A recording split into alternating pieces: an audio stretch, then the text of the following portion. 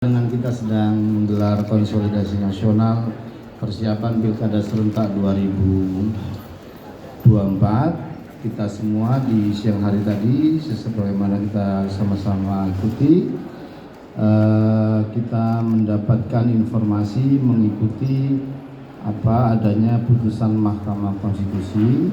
Kami akan bacakan saja draft yang atau rilis kami dari KPU menyikapi putusan Mahkamah Konstitusi yang mau tidak mau karena berkaitan dengan tahapan pencalonan yang sebentar lagi akan kita harus jalani, yaitu di tanggal 27 sampai 29 Agustus merupakan tahapan pendaftaran calon kepala daerah, dan beberapa hari sebelumnya ada putusan Mahkamah Konstitusi untuk kemudian kita cermati bersama. Pada hari ini Selasa 20 Agustus 2024, Mahkamah Konstitusi telah membacakan putusan uji materi terhadap Undang-Undang Nomor 10 Tahun 2016 tentang perubahan kedua atas Undang-Undang Nomor 1 Tahun 2015 tentang penetapan peraturan pemerintah pengganti Undang-Undang Nomor 1 Tahun 2014 tentang pemilihan gubernur, bupati dan wali kota menjadi undang-undang pilkada yang akan berpengaruh terhadap tahapan pendaftaran pencalonan kepala daerah yang dilaksanakan 27 Agustus sampai 29 Agustus. Dalam hal ini terdapat beberapa putusan Mahkamah Konstitusi yang secara substansi akan berpotensi merubah persyaratan pencalonan kepala daerah sebagaimana diatur dalam Peraturan KPU Nomor 8 Tahun 2024 tentang pencalonan gubernur dan wakil gubernur, bupati dan wakil bupati, wali kota dan wakil wali kota sebagaimana di PKPU 8 2024, yaitu putusan nomor 60/PU/22/Romawi/2024 yang dimohonkan oleh Partai Buruh dan Partai Gelora terkait dengan penafsiran konstitusional Mahkamah Konstitusi terhadap ketentuan pasal 40 ayat 1 Undang-Undang Pilkada yang secara tekstual diatur juga dalam pasal 11 ayat 1 PKPU 8 2024 sebagaimana yang dituangkan dalam amar putusan terkait dengan persyaratan partai politik atau gabungan partai politik dapat mendaftarkan pasangan calon jika telah memenuhi persyaratan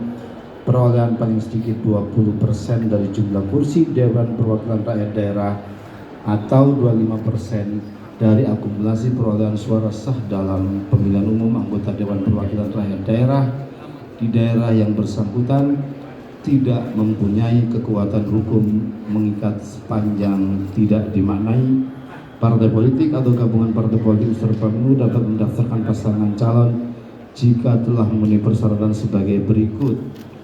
Untuk mengusulkan calon gubernur dan calon wakil gubernur, A. Provinsi dengan penduduk termuat dalam DPT sampai dengan 2 juta jiwa, partai politik atau gabungan partai politik peserta pemilu harus memperoleh suara sah paling sedikit 10% di provinsi tersebut.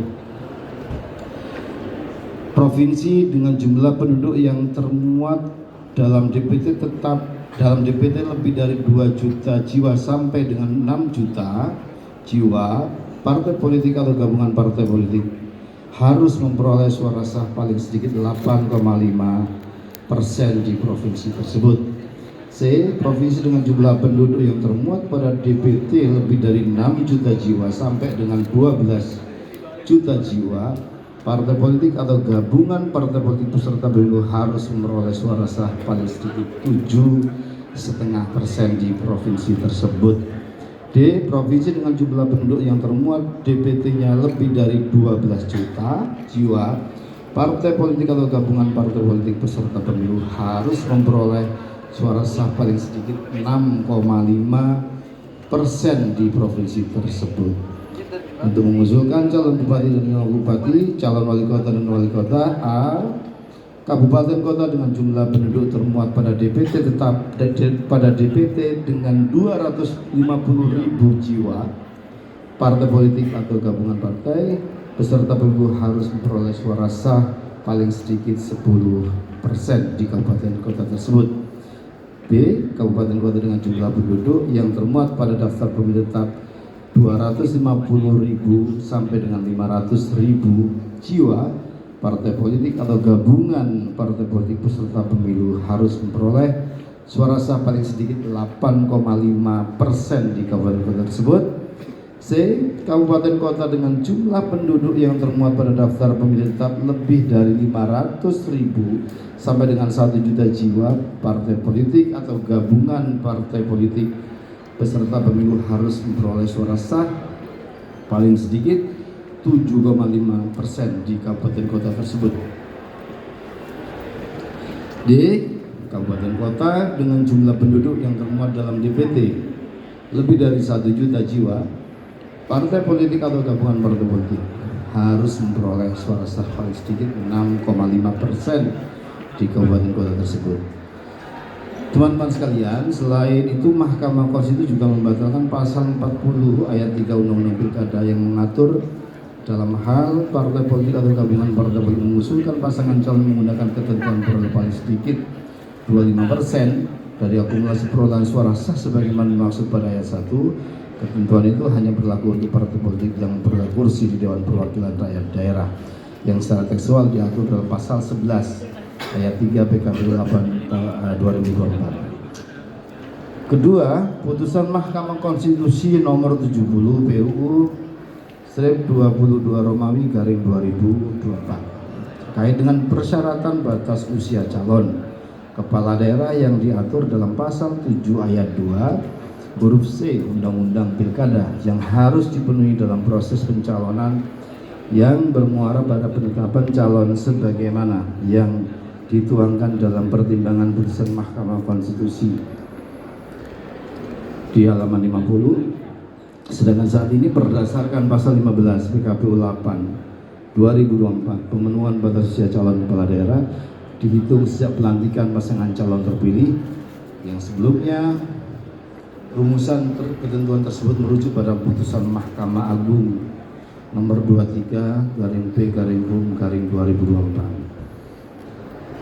Mengingat kedudukan putusan Mahkamah Konstitusi adalah self-executing, segera berlaku tanpa berubah undang-undang. Dalam hal ini, teman-teman sekalian, KPU mengambil langkah-langkah sebagai berikut. Pertama, kami akan mengkaji lebih detail lagi salinan putusan Mahkamah Konstitusi tersebut, lebih komprehensif lagi untuk memahami secara utuh persyaratan calon kepala daerah yang konstitusional pasca putusan Mahkamah Konstitusi. Yang kedua, kami akan melakukan konsultasi dengan DPR dan pemerintah dalam rapat dengar pendapat terkait dengan putusan Mahkamah Konstitusi tersebut, dan segera kami akan bersurat resmi ke Komisi 2 atau DPR. Yang ketiga, kita menyosialisasikan kepada partai politik terkait adanya putusan ini. Yang keempat, tentu kami akan melakukan langkah-langkah lainnya yang diperlukan dalam rangka menindaklanjuti putusan Mahkamah Konstitusi sebelum tahapan pendaftaran calon kepala daerah dilaksanakan, termasuk melakukan perubahan PKPU 8 2024 sesuai dengan mekanisme pembentukan peraturan perundang-undangan. Ada konsultasi dan seterusnya tadi itu dengan memperhatikan tahapan dan jadwal pemilihan tahun 2024 sebagaimana tertera dalam peraturan KPU nomor 2 tahun 2024. Teman-teman sekalian, Bapak Ibu sekalian, artinya KPU sebagaimana yang sudah akan melakukan langkah-langkah yang memang sudah seharusnya kita lakukan, konsultasi, membahas dengan para pihak untuk kemudian mengkaji putusan Mahkamah Konstitusi yang memang dibacakan beberapa hari menjelang masa pendaftaran calon kepala daerah akan segera dimulai. Demikian sebagai tindak lanjut atau sikap KPU atas putusan Mahkamah Konstitusi pada hari ini.